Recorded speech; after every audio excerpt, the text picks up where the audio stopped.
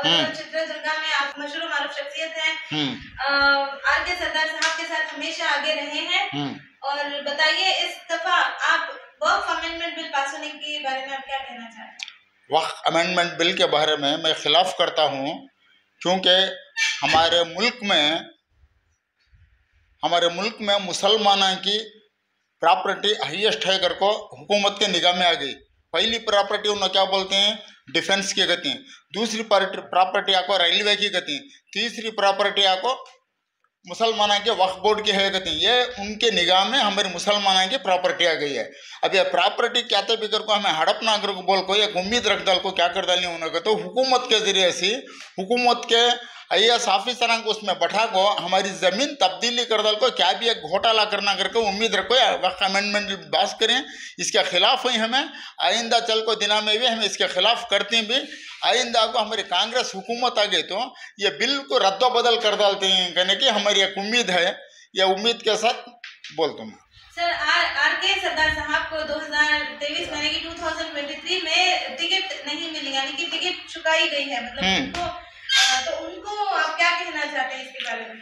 R K. सरदार साहब 30-50 साल से चित्रदुर्ग में जाने पहचाने आदमी। फर्स्ट इनका एक बॉडी बिल्डर का वर्कशॉप था। इनके वर्कशॉप में 50 लेबर काम करते थे।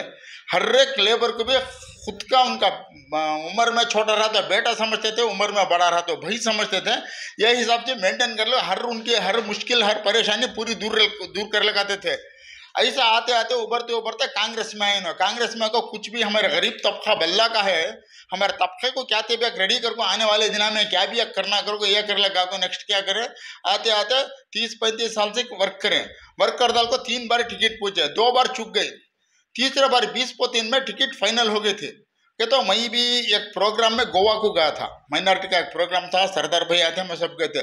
वहाँ के माइनॉरिटी के लीडर एकदम इनको बोले, नजीर भाई कर बोल को आर.के. सरदार साहब को कुछ ना कुछ देना कर को सिद्धरामैया साहब ने एक प्रस्ताव रखे। सिद्धरामैया साहब क्या बोले मालूम क्या, मैं ऑलरेडी कंसिडर कर डालू चित्रदुर्ग को असेंबली को इनको टिकट दे दूँ कर को बोले। अब वो आए बादू यहाँ बेंगलुरु में 2 बार मिले, हमें भी साथ थे। वो टाइम में बोले सरदार भाई तुम्हें क्या है पूरा रेडी कर लग छोड़ा, मैं तुम्हें टिकट फाइनल कर डालूँ कहने के बाद बोले आर.के. सरदार साहब की टिकट फाइनल होगी। पैनल में नाम आ गया, सब भी आ गया। हमारे चित्रदुर्ग के 2 आदमी क्या कर डालेगा तो इन्हों भी जाकर टिकट को एप्लीकेशन डाले उसमें कि तो रिंग में बैठने के वास्ते। एक अनवर बादशाह एक्स अब क्या चेयरमैन है ना उन्हें, और दूसरा हमारे DWC के DCC के प्रेसिडेंट ताजपीर साहब, इन्हों भी रिंग में आको, इन्हों भी डाले एप्लीकेशन। इन्हों 2 आदमी एप्लीकेशन डाल को हमने टिकट नको कर बोले। ताजपीर साहब बोलते हैं हणमुली शणमु का पक दो, हमें जीतते नहीं कर को बोलते हैं। अब इन्हें अनवर बादशाह को बोलता हमें जीतते नहीं, बसरना को देव टिकट कर बोलता। अब 2 इसम के इसमें आ जाको लिंगायत को टिकट देना कर को कंसिडर कर को ले लगा को D.K. शिव कुमार साहब के दिमाग में भर डाले। जब इन्हों क्या कर डाले 2 आदमी को चगा डाल को पप्पी कर को ले लगा, किसे टिकट दे डाले, वीरेंद्र पप्पी को टिकट दे डाले। ऐसा हो जाको दुर्ग में सरदार साहब को टिकट चुक गई। अचानक टिकट जब मिल जाती तो ये 5 गारंटियों की वजह से चित्रदुर्ग में मुसलमानों के MLA जीत को हमारे मुसलमानों के होम के वास्ते एक पिल्लर होकर ठहरते थे। ये पिल्लर को खत्म करें हमारे गाँव के आदमी। तो क्या लगता है आपको आइंदा दिनों में आर.के. सरदार साहब को और आर.के. सरदार साहब के जैसे लोगों को लीडरशिप मिलना जरूरी है? मिलना जरूरी है। आपकी अपील क्या है सिद्धरामैया साहब से? मेरी अपील सिद्धरामैया साहब से भी और हमारे रियासत के KPCC के प्रेसिडेंट D.K. शिव कुमार साहब से भी मैं अपील करता हूँ, हमारी टिकट चुक गई है। आने वाले दिनों में आर.के. सरदार साहब को स्टेट लेवल का कैबिनेट रैंक का कौन सा भी एक अध्यक्ष पदवी देखो, हमारे मुसलमान तबके को रेडी करने को एक उम्मीद रखो। मैं ये बात कर रहा हूँ।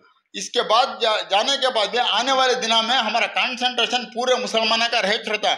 इनको आने वाले दिनों में हमें बनाती MLA आर.के. सरदार साहब। दोस्तों, यहाँ चित्रदुर्गा में यूथ कांग्रेस से अभी मोहम्मद यासीन और शेख सादिक साहब दोनों आज हमारे साथ मौजूद है। आइए बात करते हैं मोहम्मद यासीन साहब से। यासीन साहब, आप क्या कहना चाहते हैं? सबसे पहली बात, अब मैं एक आवाज़ बनना चाहता हूँ यूथ का, और जो भी हमारे नुमाइंदे हैं या स्टेट लो या चित्रदुर्गा लो, बहुत जाने पहचाने एक शख्स हैं, और जो मेरे एक पॉलिटिक्स के लीडर हैं वो है आर.के. सरदार साहब। मैं बहुत गर्व से बोलता हूँ कि उनका मैं एक शाकिर जी समझो या उनको देख के सीखा हूँ। यानी कि पॉलिटिक्स ही नहीं है, ज़िंदगी भी बहुत कुछ सीखा हूँ। जैसे कि यूथ को बहुत ये करते हैं, जैसे कि उनको इनकरेज करते हैं, हर कुछ ये करते हैं। जैसे ऐसे शख्स को जब एक पार्टी, जो मैं भी कांग्रेस से, यूथ कांग्रेस से इलेक्शन करके जनरल सेक्रेटरी बना हूँ, तो मैं क्या हो रहा है, जब इतना बड़ा शख्स, जो अच्छा आदमी एक पार्टी में जो हैं, RK सरदार साहब, उनको जब कुछ एक पोजीशन नहीं मिल रहा है, तो मुझे दिख रहा है आने वाले दिनों में मुझे क्या है ये पार्टी में। समझ रहे हैं आप बात?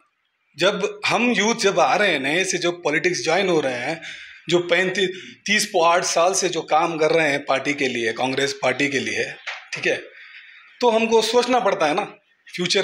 कोई भी वो फ्यूचर सोचता है कि पार्टी में क्या है, आने वाले दिनों में मुझे क्या है, या मुझे कुछ रिकग्निशन मिलता है, सही है ना। तो ये मुझे बहुत खटक रहा है। मेरे साथ साथ बहुत सारे फॉलोअर्स हैं। मैं ऑल इंडिया मीडिया एसोसिएशन का मेंबर भी हूँ और ह्यूमन राइट्स का डिस्ट्रिक्ट प्रेसिडेंट हूँ। क्यों हूँ? तो जो मैं RK सरदार साहब को देख के सीखा हूँ बहुत कुछ। जो उनका एबिलिटी है, स्टेट लेवल है, वो पूरे जाने पहचाने हैं।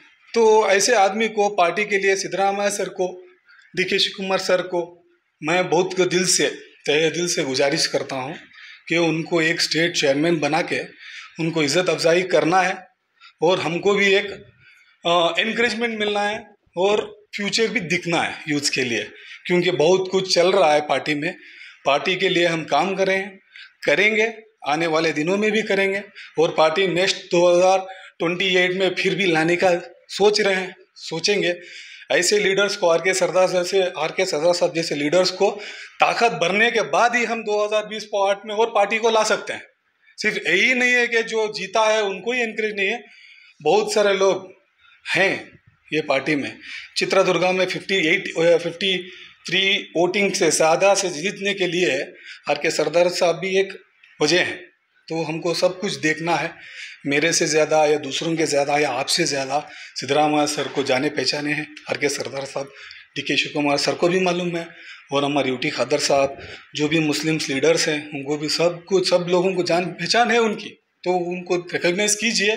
तो यही बात मैं तहे दिल से गुजारिश करता हूँ कि उनको एक पोजीशन दे के हमारे जैसे यूथ को एक, और हमारे कौम माइनॉरिटीज़ के प्रीडोमिनेंट लीडर है, बाकायदा उनको बोल सकते हैं, अच्छे लीडर हैं, और ये लीडर को बचाइए और पार्टी को भी बचाइए, और फ्यूचर को भी सोच के ये पार्टी को चलना चाहिए आने वाले दिनों में। ये बात मैं बोल के मेरी बात ख़त्म करता हूँ।